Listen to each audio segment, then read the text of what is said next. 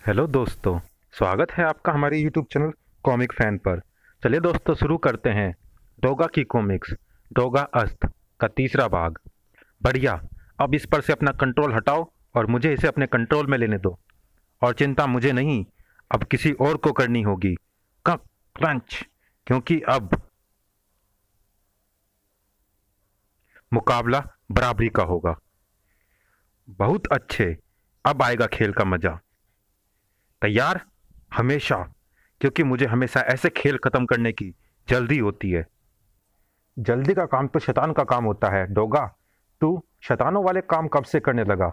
तुझ जैसे के लिए डोगा शैतान का वह अवतार है निर्मूलक, जिससे खुद शैतान भी खौफ खाता है। और इस बात का यकीन करने के लिए तुझे ज्यादा इंतजार नहीं करना पड़ेगा। अब मैं तुझे बताऊंगा निर्मूलक कि जड़ से उखाड़ना किसे कहते हैं। हुफ। तू भूल रहा है डोगा, मैंने अपना नाम निर्मूलक रखा है। बिना जड़ को निर्मूल किए हार नहीं मानूंगा। 2-3 बार करके खुद को जीता हुआ मत समझ। जीत अंत में मेरी ही होनी है, क्योंकि तू अकेला है और मेरे पास है पूरी फौज। पलटन की जरूरत गीदड़ों को पड़ती है निर्मूलक। शेर अकेला ही काफी होता है। कराम। बस निर्मूलक, तू यहाँ काफी तबाही मचा चुका है। अब हम दोनों के इस युद्ध का फैसला धारा नगरी से दूर होगा। बांद्रा वर्ली सी लिंक ब्रिज, मुंबई। अरे, ऐसे कैसे बढ़ा दिए पैसे? मनमानी है क्या? मनमानी नहीं है सर। आप न्यूज़ नहीं देखते क्या? गवर्नमेंट ने 1 तारीख से ही टोल बढ़ा दिया है। अरे, कैसी गवर्नमेंट? कौन सी गवर्नमेंट? हम बनाते हैं गवर्नमेंट, हम देते हैं वोट, तब जाकर बनती है गवर्नमेंट। और अब यह गवर्नमेंट हमें ही लूटने में जुटी हुई है। यह सरासर तानाशाही है। 10 रुपए के लिए इतना हंगामा कर रखा है सर आपने। पीछे आने वालों की लाइन लग रही है, ट्रैफिक जैम हो रहा है। आपको लड़ना है, सरकार से लड़ो। अभी आप टोल अदा करके यहाँ से विदा लो प्लीज। लड़ूंगा, मैं अन्याय के खिलाफ बराबर लड़ूंगा और यह टोल का सिस्टम ही खत्म करवाऊंगा। मेरा बस चले तो अभी इन सारे टोल पॉइंट्स पर आग आग बुड़ूम। मुझे उस जंगल से दूर लाकर भी तू कुछ नहीं कर सकता डोगा। धारा नगरी आज हर हाल में जड़ से समाप्त होगी। धारा नगरी के बारे में सोचना छोड़कर तू अपनी सोच निर्मूलक, क्योंकि आज के बाद निर्मूलक कहीं नजर नहीं आएगा। आज के बाद तू बस पुलिस की फाइलों और भड़ाम अखबारों की खबर बनकर रह जाएगा। उठने की कोशिश मत कर निर्मूलक, सब खत्म हो चुका है। तेरा सपना, तेरी योजना, और अब जिसे खत्म होना है वह होगा तेरा फितूर, जिसके खत्म होने के साथ ही खत्म हो जाएगा निर्मूलक, और बच जाएगा तो बस अंश। तुम कैसे जानते हो मेरे बारे में? कौन हो तुम? आज से कुछ साल पहले एक लड़का बेइंतहा मुश्किलों और इस दुनिया के क्रूर चेहरे से रूबरू होता हुआ मुंबई में पहुंचता है। और फिर एक दिन वह लड़का अपनी हम उम्र बच्चे से मिलता है, जो उसे इंसानियत का सबसे बड़ा सबक मदद करना सिखाता है। लेकिन एक अपराधी आकर उस बच्चे के माता पिता को उसकी आंखों के सामने मौत के घाट उतार देता है। उसके ही घर को उनकी चिता बनाकर चला जाता है। लेकिन दोनों की किस्मत में उस समय मरना नहीं लिखा था। लड़का उस बच्चे को बचाने में उसकी मदद करता है, लेकिन वह घटना बच्चे के दिलो दिमाग के साथ ही उसके चेहरे पर भी एक कभी ना मिटने वाला घाव छोड़ जाती है। पर उनका बच जाना उन दोनों की मुसीबतों का अंत नहीं था। वे दोनों फिर एक अपराधी के चंगुल में फंस जाते हैं। क्रंच। वह अपराधी उन दोनों को जुर्म की दलदल में धकेलना चाहता है। अपने माँ बाप की मौत का बदला लेने के लिए तत्पर बच्चा अपराध की दलदल में उतरने को भी तैयार हो जाता है। वह लड़का उस बच्चे को उस दलदल से निकालने में मदद करने की जी जान से कोशिश करता है, लेकिन असफल रहता है। फिर एक हादसा उन दोनों बच्चों को अलग कर देता है। सालों बाद वह बच्चा उस लड़के के सामने एक ऐसे रूप में आकर खड़ा होता है जिसकी उस लड़के ने कभी कल्पना भी नहीं की थी। एक मददगार स्वार्थहीन बच्चा अब एक बेरहम कातिल बन चुका था, जिससे बचने के लिए अब दुनिया मदद मांग रही थी। तुम यह इतना सब कुछ कैसे जानते हो? इसका इसका मतलब सूरज। हाँ, सूरज।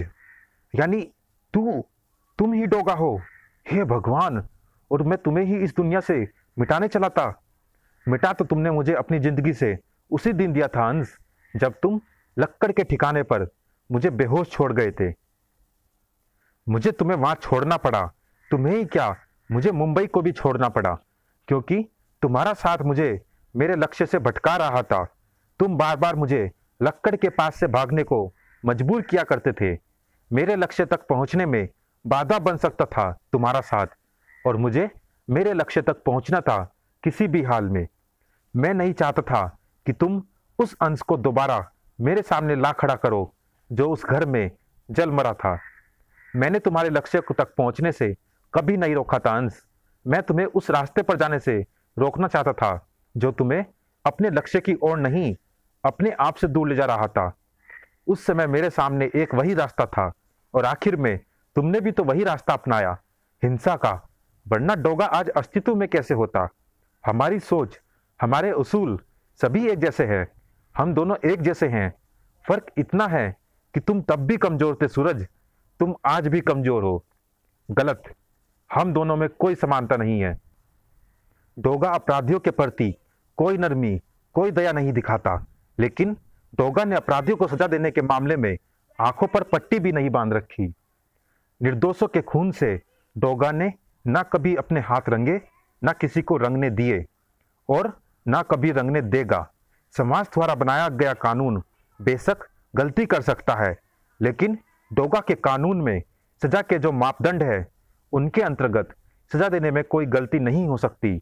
आंख के बदले आंख और जान के बदले जान।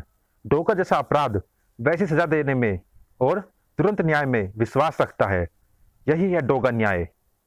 यह न्याय नहीं है, यह तुम्हारी वह कमजोरी है जिसे तुम न्याय का नाम देकर अपनी ईगो सेटिस्फाई करते हो, अपना स्वार्थ साधते हो। न्याय वह है जो मैंने मुंबई की जनता को दिखाया, तुम्हें दिखाया। आंख के बदले आंख किताबी न्याय है।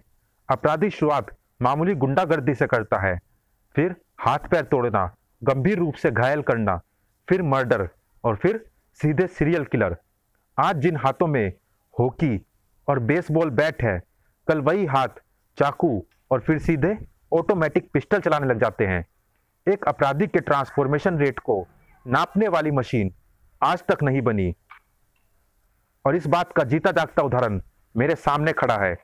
तुम चाहे जो कह लो डोगा, मुंबई को अगर अपराध रहित बनाना है तो वही तरीका अपनाना होगा जो मैं अपना रहा हूं। तुम खुद को मुंबई का बाप कहते हो ना, लेकिन एक बाप के रूप में अपने बच्चे के प्रति तुमने अपनी कौन सी जिम्मेदारी निभाई है? इतने सालों से तुमने आखिर मुंबई को सुधारने के लिए किया ही क्या है? इतने सालों में जो तुम नहीं कर पाए, वह मैं तुम्हें चंद महीनों ही क्या, दिनों में करके दिखाऊंगा। एक पिता अपने बच्चे की रग रग से वाकिफ होता है निर्मूलक। उसे पता होता है कि बच्चा कहाँ गलती कर रहा है और उसे बच्चे की नकेल कब कसनी है। एक छोटी सी गलती की बड़ी सजा बच्चे को सुधारने की जगह बिगाड़ भी सकती है। इसीलिए पिता सही समय और सही सजा का चुनाव करता है। मैं मुंबई की हर नब्ज से वाकिफ हूं, लेकिन तू बाहर गांव का है निर्मूलक। तू मुंबई के बारे में कुछ नहीं जानता, और मुंबई को जानने के लिए पहले मुंबई से प्यार करना जरूरी है, और प्यार करना शायद तू बचपन में भूल चुका है। रही बात डोगा को मुंबई से उखाड़ने की, तो उसके लिए तुझे आधी मुंबई को जड़ से उखाड़ना होगा, क्योंकि डोगा की जड़ें पूरी मुंबई में फैली हुई है।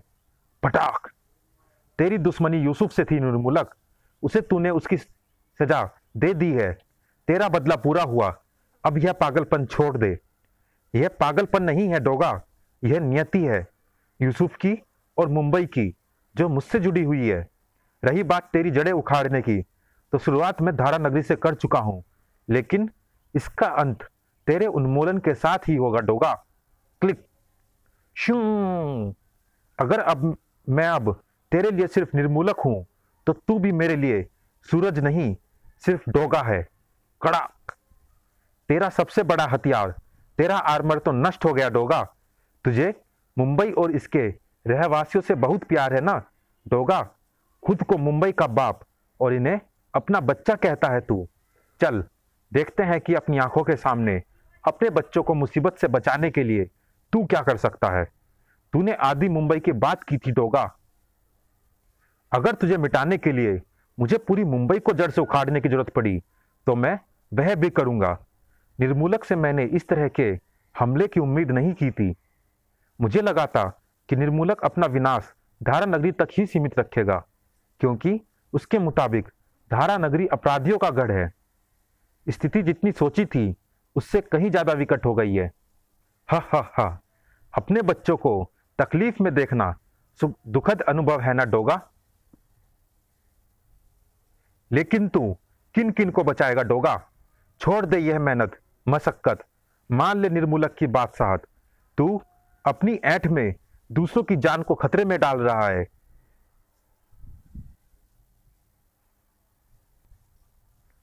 धड़, हा हा हा, तेरी छटपटाहट तेरी असफल कोशिशों में साफ झलक रही है डोगा। बंद कर दे यूं छटपटाना, क्योंकि अगर तू नहीं रुका तो तेरी छटपटाहट को मुझे खत्म करना होगा, तुझे मौत देकर। डोगा अपने लिए नहीं छटपटाता, हिया। डोगा छटपटाता है मजलूमों पर हो रहे जुल्म पर, उनकी बेबसी पर, और तब डोगा की छटपटाहट बन जाती है कड़ाम, उस जुल्मी दर्दनाक की मौत, उस जुल्मी की दर्दनाक मौत। हा हा हा हा, तू अब कुछ भी नहीं कर सकता डोगा। तू अगर मुझसे जीत भी गया तो यह तेरी हार होगी, क्योंकि अब तक मेरे बाकी आर्मर्स इतना नुकसान पहुंचा चुके होंगे जिसके दुख के बोझ तले से तू कभी उभर नहीं पाएगा। कड़च, तूने इस हिस्से के लोगों को तो बचा लिया, लेकिन बाकी लोगों को बचाने के लिए क्या करेगा वह देख।